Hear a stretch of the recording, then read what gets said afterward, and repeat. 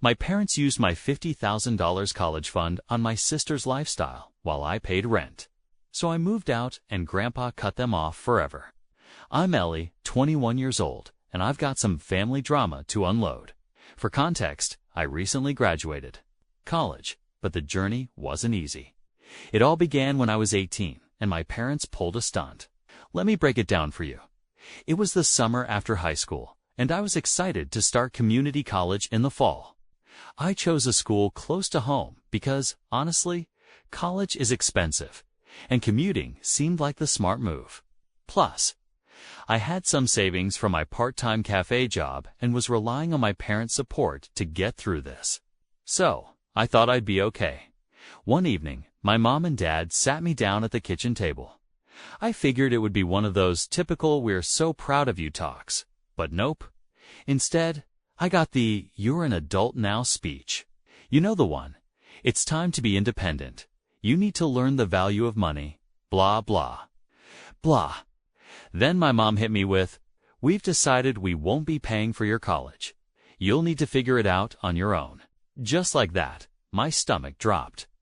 It wasn't like I expected them to cover everything, but not a single dime. No help with tuition, books, or even gas for commuting. That felt like a slap in the face. But wait, it gets better.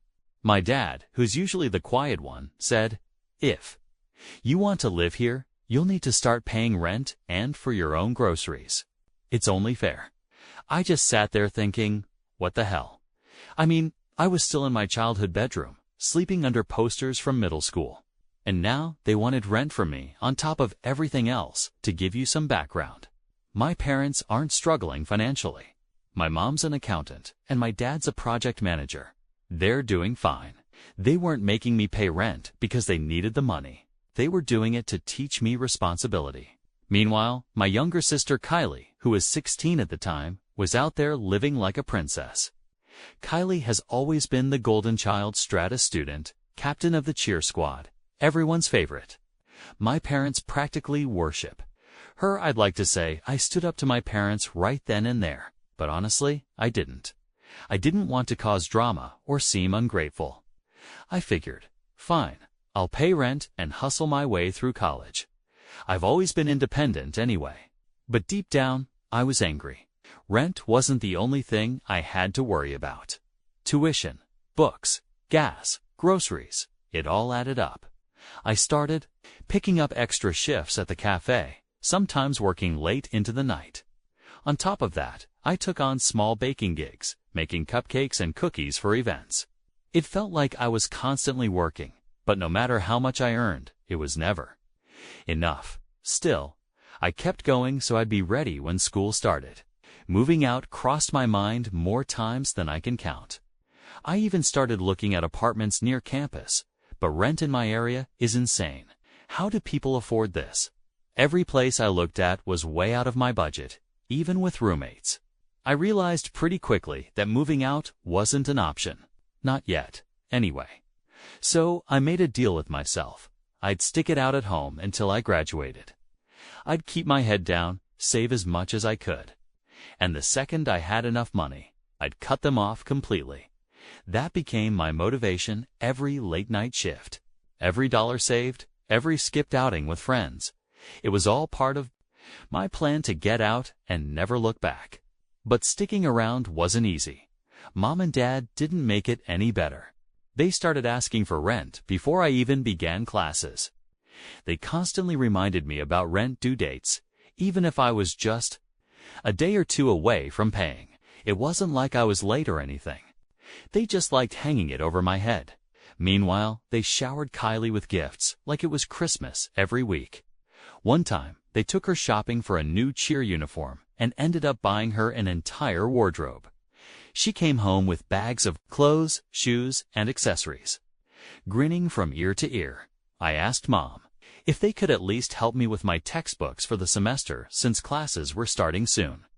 She just looked at me and said, "Ellie, you need to learn to budget better.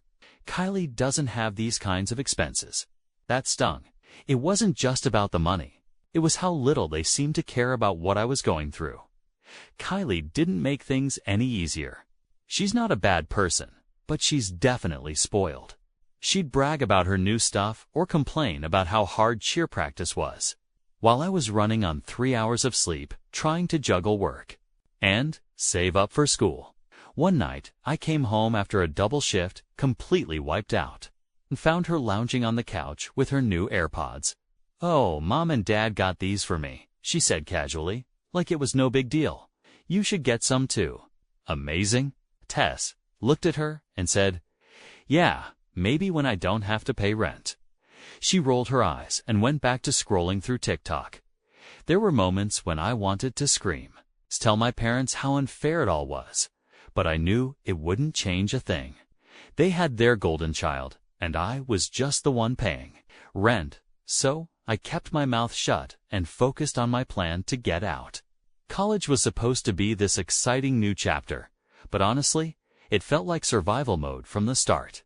I thought I'd have time to find my footing, figure out a rhythm, maybe even enjoy myself a little, but nope.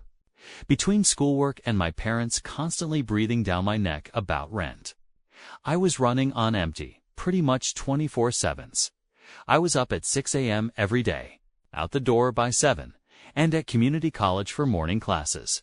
I'd try to study between lectures, but by noon, I'd be rushing to my shift at the cafe. Most days, I worked until 9 or 10 p.m., went home, and collapsed into bed. And weekends. Forget relaxing, that's when I baked for small catering orders because, surprise, working part-time wasn't cutting it. I'd like to say I was handling it all like a pro, but that'd be a lie. The cafe was chaos most of the time. We were always short-staffed, and the pandemic had made people extra impatient. Every shift felt like a marathon.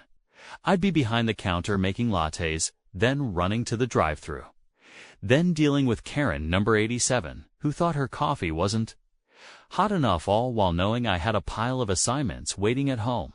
To make it worse, my parents were absolutely no help.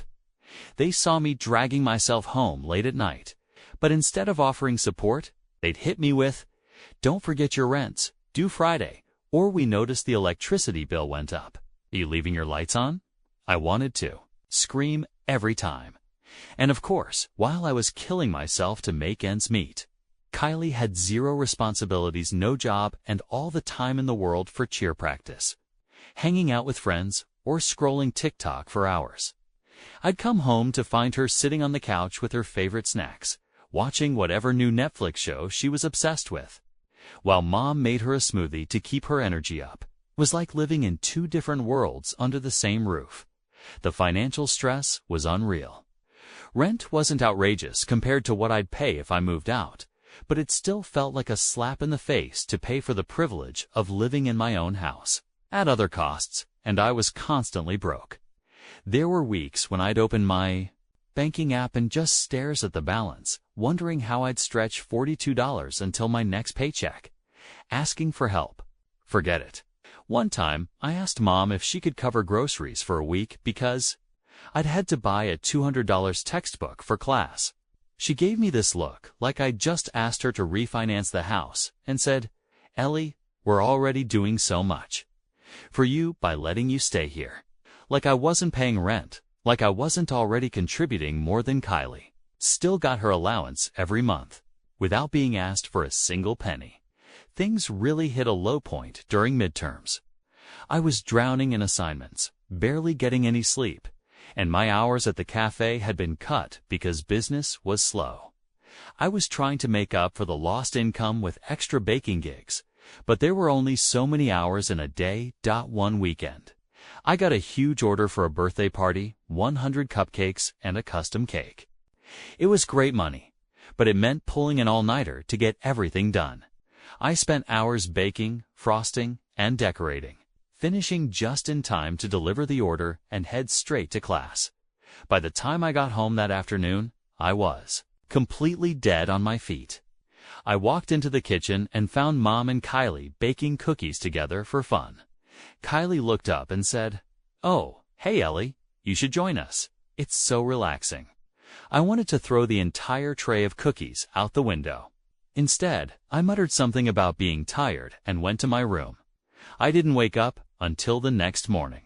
By the end of the semester, I was completely burnt out. My grades weren't terrible, but they weren't great either. I was barely keeping my head above water, and every time I thought about how hard I was working just to scrape by, I felt this deep, simmering anger. It wasn't fair. I was doing everything I could to stand on my own 2 feet like they wanted, and they couldn't even acknowledge it. Meanwhile, Kylie was getting everything handed to her on a silver platter. I don't know how I made it through that first year. It felt like I was constantly running uphill with a backpack full of bricks, but I kept reminding myself it wouldn't be forever. I just had to survive a little longer. What I didn't realize was that things weren't just unfair, they were straight up rigged against me. And when I finally found out the truth, it hit me like a truck. By the time Kylie hit her senior year of high school, it felt like my parents were running a full-blown campaign to crown her the family's golden child of the century. Get me wrong. I'd always known they favored her, but this was next-level stuff. My parents were treating Kylie's college plans like some kind of life-or-death mission. They were taking her on campus tours months in advance, turning them into mini-family vacations. Every time they came back, Kylie had a fresh haul of university. Merch hoodies, water bottles, planners like she'd already won the lottery. Meanwhile, I was just trying to survive. My budget was so tight that I was constantly behind on something: tuition payments, books, car maintenance, you name it. I couldn't afford to take as many classes as I wanted, so my graduation timeline started to stretch out longer and longer. At this rate, I'd be lucky to graduate before Kylie. One night, Mom came into the kitchen while I was trying to study. I was already on edge because I just realized I'd forgotten to turn in an online assignment again, without even a house. It going, she dropped it. We're thinking of getting Kylie a car for college. I stared at her, trying to process. She's going to need something reliable, Mom said, as if it was the most logical thing in the world.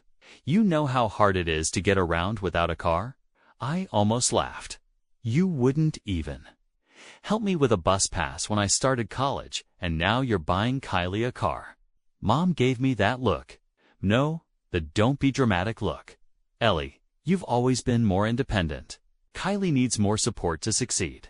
I didn't say anything. I just went back to my notes, pretending I wasn't boiling inside. But here's the thing. It wasn't just the car. That was just the cherry on top. My parents had made it clear they were going all in on Kylie's college experience. Tuition covered, rent paid, monthly allowance, of course. The same parents who told me I needed to learn the value of money were basically handing Kylie a blank check. It was like watching someone live out the dream you never got to have. The favoritism didn't stop there. Mom started spending hours researching dorm decor with Kylie, buying her bedding sets and matching storage bins.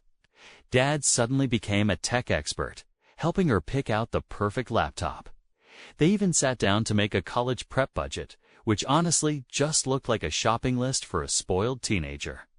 I'll never forget the night they were all in the living room, huddled around the coffee table with campus brochures and spreadsheets. Kylie was showing off some Pinterest board of dorm ideas while Dad was writing things down like he was planning a corporate merger. "What's going on?" I asked, already knowing the answer. "We're helping Kylie decide between schools," Mom said, barely glancing up. "It's such a big decision, we want to make sure she's prepared." Prepared. Right when Kylie started getting acceptance letters, it was like my parents had won the lottery. She got into her top choice school, and they threw her a celebratory dinner complete with her favorite meal and a cake that said "Congrats Kylie" in pink frosting. I didn't even get a good job when I got into community college. During the dinner, Mom kept going on about how proud she was and how Kylie had worked so hard for this. At one point, she turned to me and said, "Ellie, you must be so proud of your sister. She's really going places." I wanted to scream. Worked hard. Kylie barely knew what hard work was. She'd been coasting through life on talent and parental favoritism while I was out here drowning in student loans and caffeine. After that, I started avoiding family gatherings as much as I could. Dinners altogether. It was easier to focus on my own life than to watch them build Kylie's pedestal higher and higher. The final straw came a couple of weeks before Kylie's moving day. I came home from work one night to find a shiny used SUV parked in the driveway. At first, I thought maybe one of their friends had stopped by. But then Kylie came running outside, squealing, "They got me a car." She shouted, practically bouncing up and down. I just stood there, staring at it. Later that night, I overheard Mom and Dad talking about Kylie's monthly allowance. Apparently, they were planning to give her enough to cover groceries, gas, and a little extra for fun. Meanwhile, I was eating ramen and peanut butter and jelly sandwiches because I couldn't afford anything else. I thought about saying something, calling them out for how unfair it all was, but what was the point? They'd just tell me the same thing they always did. Kylie needs more support, or it's not about favoritism. So, I kept my mouth shut. Kylie, of course, was completely oblivious. She'd pop into my room every now and then to show me pictures of her dorm setup or talk about how excited she was to start her college journey. One time she actually said, "Ellie, you're so lucky you got to figure out independence early. I don't know if I could handle everything you do." Lucky? She thought I was lucky. I wanted to laugh in her face, but instead, I just said, "Yeah, it's been great," and went back to my homework. The favoritism wasn't bearable anymore. It was so in your face that I started questioning whether my parents even saw me as their kid, or just some tenant who happened to share their DNA. I didn't talk to anyone about how I was feeling for the longest time. What was the point? Friends were supportive, but they didn't really get it, and bringing it up at home was like shouting into the void. But one night, I found myself calling Grandpa Hank. Growing up, I spent hours in his bakery learning how to measure flour properly, crack eggs without getting shells everywhere, and make the perfect frosting swirls on cupcakes. It was his way of showing me that hard work could also be something you love. He never judged me, never pressured me to be perfect. He just let me be me. I hadn't talked to Grandpa Hank in a while.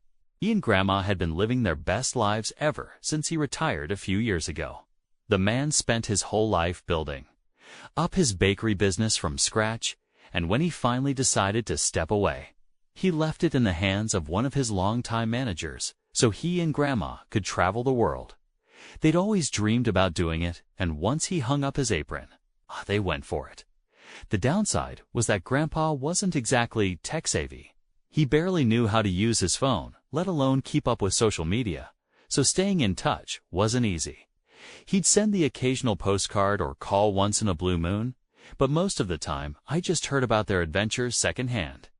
Through my parents, they'd only been back for a little while when I called him that night. I guess they decided to slow down and spend more time at home. I hadn't reached out earlier because honestly, I didn't want to dump my problems on him. He was retired, happy, and finally getting to enjoy his life. The last thing I wanted was to ruin that by unloading all my drama. But that night, I couldn't hold it in anymore. When he picked up the phone, I could feel my shoulders relax a little. "Hey kiddo," he said, his voice warm and familiar. "What's going on?" I didn't hold back. I told him everything, how I was drowning in bills, how my parents were pouring all their time and money into Kylie's college plans while making me pay rent. I ranted about the car they bought her, the allowance they were planning to give her, and how I was left struggling just to keep up with school.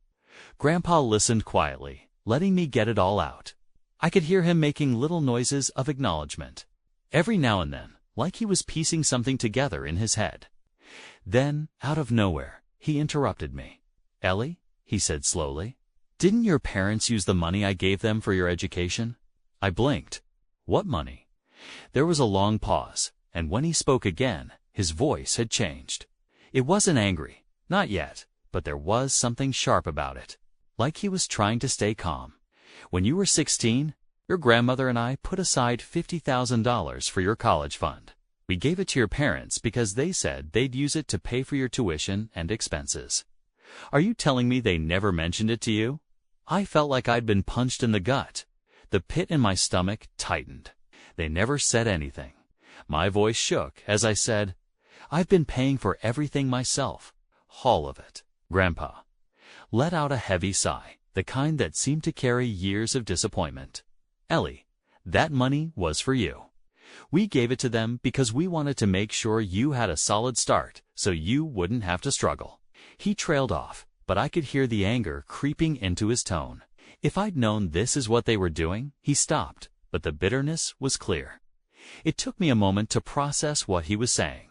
All this time, I'd been told my parents couldn't afford to help me and wanted me to learn independence the hard way. But now, I was finding out they'd had $50,000, specifically meant for me, and they hadn't even bothered to tell me. They lied to me. "They lied to you," Grandpa said, finally. "That money was yours, not theirs, not Kylie's. Yours." I didn't know what to say. Part of me wanted to cry, but mostly, I just felt numb. The past few years of scraping by, working myself to the bone, and falling behind in school suddenly felt so much heavier. "What do you think they did with it?" I asked, my voice barely above a whisper. "I don't know," Grandpa said, and for the first time I could hear real anger in his voice, "but I'm going to find out." There was a long pause. Then he added, "Ellie, you're not alone in this. I'll handle it. You just focus on school, okay?" Hearing him say that made me feel something I hadn't felt in a long time: relief. For years, I'd been carrying everything on my own, thinking no one cared or even noticed. But now, for the first time, I felt like someone was in my corner. "Thanks, Grandpa," I said, trying to keep my voice steady. "Anytime, kiddo," he replied. "And Ellie, don't let this crush you. You're stronger than they give you credit." For after we hung up, the anger started creeping in, replacing the numbness. How could my parents do this to me? How could they take something meant to make my life easier and keep it from me, knowing full well how much I was struggling? It wasn't just about the money yet. Was the fact that they'd chosen to let me suffer while putting Kylie on a pedestal. They'd lied to Grandpa, stolen from me, and then had the audacity to act like I should be grateful for the scraps they gave me. That night, I couldn't sleep. My mind kept going back to all the times I'd asked for help just a little, just enough to get by, and they brushed me off. The times Mom told me I needed to budget better while they were out buying Kylie a new phone or booking her another campus visit. I thought about all the sacrifices I'd made, working late nights, skipping meals, delaying graduation because I didn't think there was any other option. And the whole time, they had $50,000 sitting in their pocket that could have changed everything. The more I thought about it, the angrier I got. But there was also a part of me that felt something else. Hope. Grandpa wasn't the kind of person to make empty promises. If he said he was going to handle it, I believed him. For the first time in years, I felt like I wasn't completely alone in this mess. That thought didn't erase the hurt, but it gave me something to hold on to. A few days after my first conversation with Grandpa Hank, my phone lit up with his name. "I talked to your parents," he said, not even bothering with a hello. "Ellie, you're not going to believe the excuses they gave me." I braced myself. "What did they say?" "They told me they used the $50,000 your grandmother and I gave them for family expenses," he said, his voice sharp. When I pressed him on what exactly that meant, he added, "Your mother admitted they'd been saving it for Kylie's college instead." I felt my stomach drop. $50,000, that was more than enough to cover my tuition, rent, and every expense I'd been killing myself to pay off for years. And they'd taken all of it to make sure Kylie had a perfect, stress-free college experience. They had no right. Grandpa continued, practically seething. "That money was for you. I made it clear they need to repay every last cent, and if they don't, they're out of the will." "I can't stay here anymore, Grandpa," I said suddenly. "I can't look at them knowing what they did." "Then don't," he said immediately. "There's a guest room here with your name on it. Pack your things and come over tonight." Moving out of my parents' house was the easiest decision I'd ever made. I didn't even bother telling them I was leaving. I just started packing my bags as soon as I hung up with Grandpa. Kylie walked past my room at one point. Kylie raised an eyebrow when she saw the mess. "What's going on?" she asked, completely oblivious to everything that had been happening. "I'm moving out," I said shortly, throwing another pile of clothes into a suitcase. She blinked. Wait, what? Why? Asked Mom and Dad. I said, zipping up the suitcase. I didn't owe her an explanation. I didn't see my parents that night. They were both out. I left a short note on the kitchen counter that just said, I'm moving in with Grandpa. Don't call me. And then I was gone. When I got to Grandpa's house, he was waiting for me at the door. Come on in, kiddo, he said, pulling me into a hug. This is where you belong. The guest room was cozy, with a big bed and a window that overlooked Grandpa's garden. It already felt more like home than my parents' house ever had. That night, for the first time in years, I went to bed without feeling like the weight of the world was crushing me. But of course, the peace didn't last long. The next morning, the call started. Mom was first. I didn't answer, but she left a voicemail so dramatic it almost made me laugh. Ellie, how could you just leave? Like this. Do you have any idea how this makes us look? You're overreacting. Come home so we can talk this out. Yeah, no thanks. Then Dad called. He was a little less theatrical, but just as frustrating. Ellie, we know you're upset, but this isn't the way to handle things. We're family. We can work through this together. Oh, sure. Now they wanted to work through things.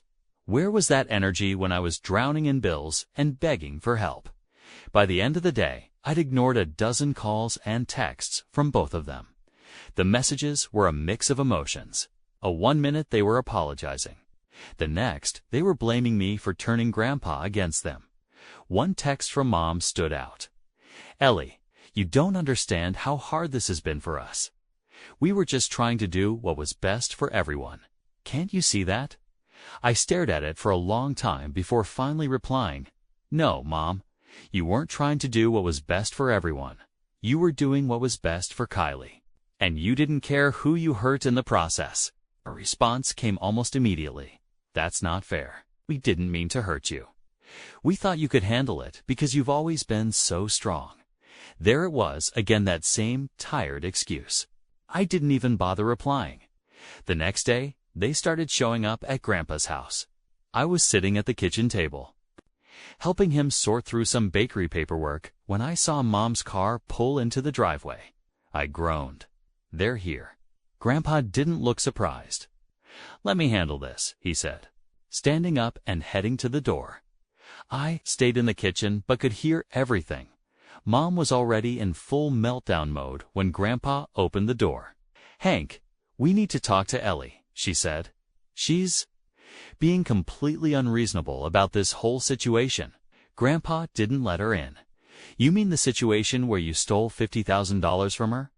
I think she's being perfectly reasonable, Mom sputtered, trying to defend herself.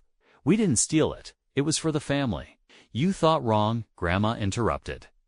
That money was for Ellie, and you knew it. You made her struggle while you pampered Kylie.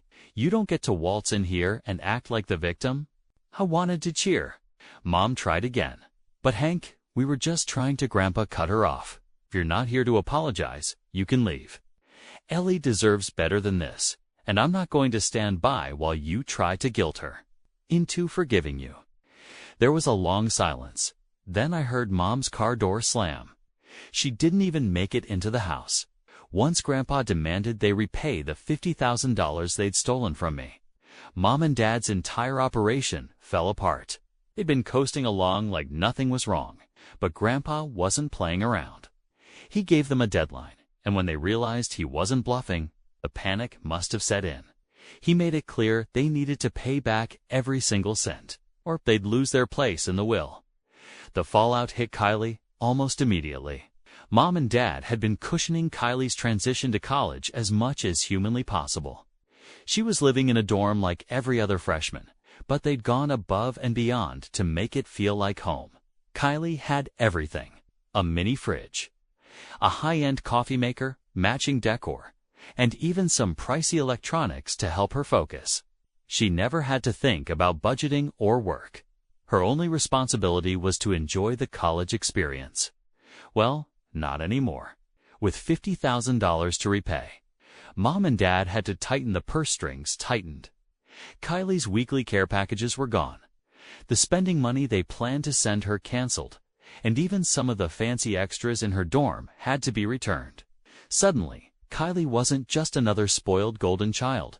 She was a college student. Like the rest of us, the best part: she had to get a part-time job. I found out through Instagram, of course. Kylie posted a mirror selfie at some boutique with a caption that read, "First day working girl, lol, new adventures." I couldn't help but laugh. She made it sound like a cute little hobby, but I knew her well enough to know she was miserable. It didn't take long for Kylie to crack. One night, she called me, sobbing so hard I could barely understand her. Against my better judgment, I picked up. "Ellie," she wailed, "everything's ruined." I took a deep breath. "What's ruined, Kylie?" "My life," she cried. "Mom and Dad aren't sending me any more money. They said they can't afford it, and now I have to work and budget." She broke into another round of sobbing. I rolled my eyes so hard I thought they might get stuck. "Kylie, welcome to the real world. You're finally experiencing what the rest of us deal with every day." She didn't appreciate that. "This? It's all your fault," she snapped, her voice sharp with anger. "If you hadn't told Grandpa, none of this would have happened." That made me laugh. "Oh, I'm sorry. Did I ruin your little bubble of privilege? Because, as far as I'm concerned, you're just catching up to what I've been dealing with for years." Kylie started to say something else, but I wasn't in the mood to argue. "Look," I said, cutting her off.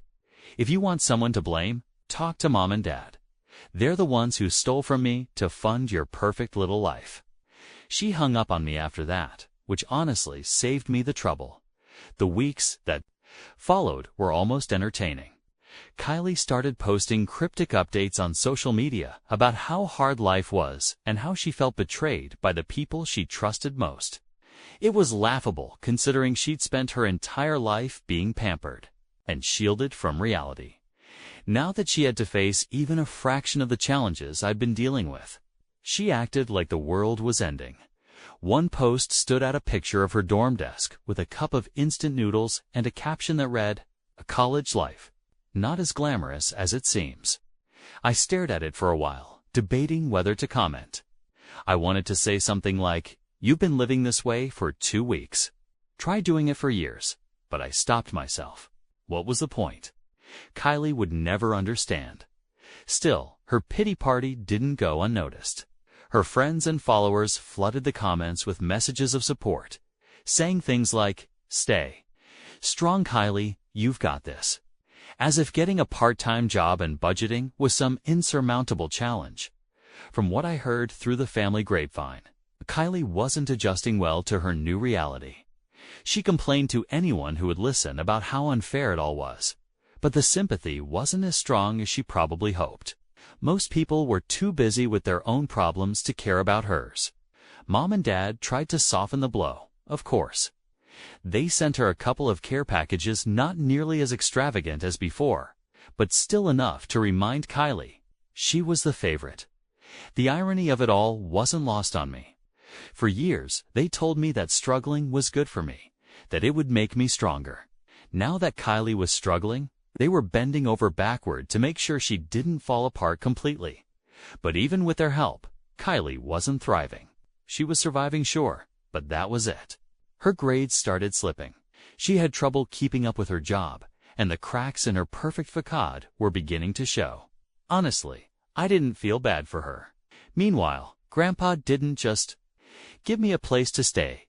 He made sure I had everything I needed to get back on track. He helped me organize my finances, encouraged me to take on a full course load to finish college sooner, and even got me involved in his bakery's operations.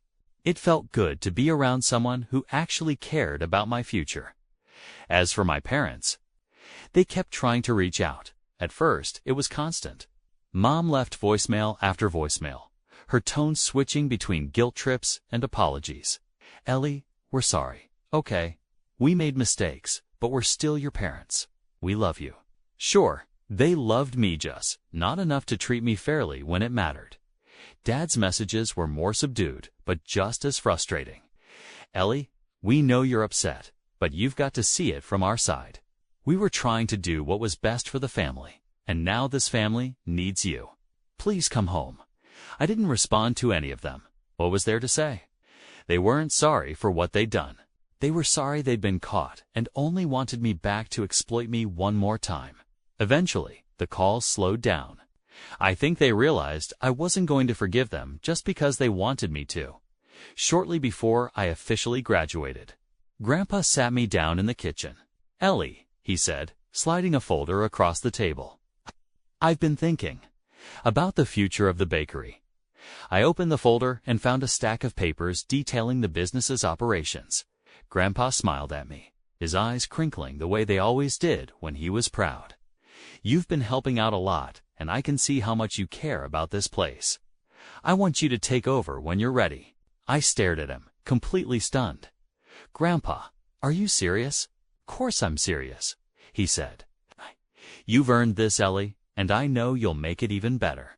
Hearing that from him meant everything.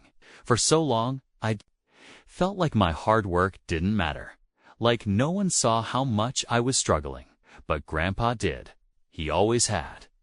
Taking over the bakery became my focus after that. I threw myself into learning everything I could about the business, from managing staff to balancing budgets. Grandpa was right there with me, guiding me through every step. By the time I graduated, I was ready to take the reins. Grandpa officially handed over the business, and we celebrated with a big party at the bakery. Friends, staff, and even some of my professors showed up to congratulate me. These days, I don't talk to my parents much. They're still trying to patch things up, acting like a few apologies will magically fix everything. What they don't realize is that Grandpa already removed them from the will months ago. They're probably still clinging to the hope that they can weasel their way back in. But honestly, it's not my problem. I'm too busy running the bakery and building something real for myself. If they want to waste their time, that's on them. Let them watch from the sidelines. I'm moving forward, and I'm not looking back.